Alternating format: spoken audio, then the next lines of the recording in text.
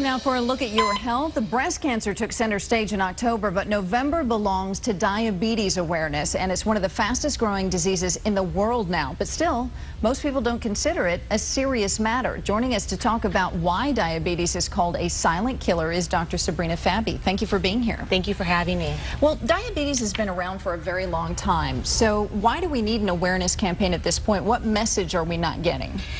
What we're not recognizing is that obesity has become an epidemic, and because of that, it's actually increased our diabetes type 2 numbers. And so 26 million Americans presently have diabetes, and with the epidemic of obesity growing, it's correlating with an increase in diabetes. So actually by 2050, the CDC has predicted that one in every 3 Americans will actually have diabetes. And my son has a friend in school who has it, and it's not as easy to manage as you might think. So let's talk about the different types, 1, 2, and 3.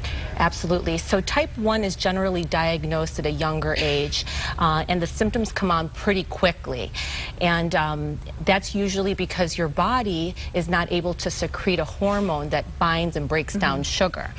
Type 2 diabetes used to be called adult onset diabetes, but is no longer necessarily that, because we're seeing obesity at such a young age that children as young as 2 with a family history have been diagnosed with it.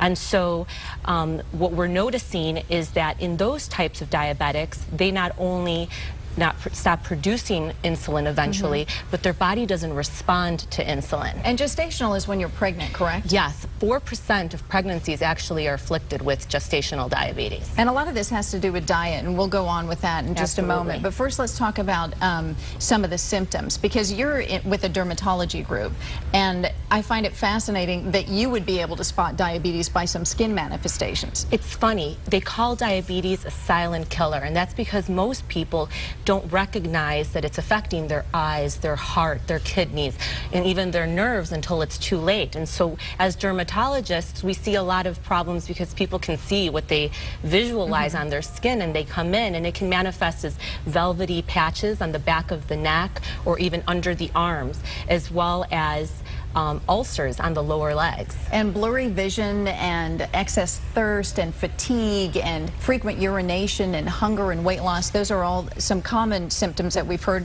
Let's talk about prevention before we run out of time. Absolutely.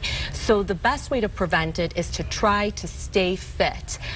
Exercise, sensible diet, all of those are ways that you can decrease your BMI or decrease your weight, and so therefore you decrease your risk of developing diabetes. And so is the #1 cause simply your diet? Not necessarily. It's actually been shown that if you have family members with type 2 diabetes, you are at risk. If you are from a specific ethnicity group, Hispanic, African American, Asian, or Native American, you're also at risk. All right, very interesting. Thank you for breaking it down for us, Absolutely. Dr. Sabrina Fabi. Thanks for pleasure. having you here. Thank you for having me. And we'll send it over to Lauren.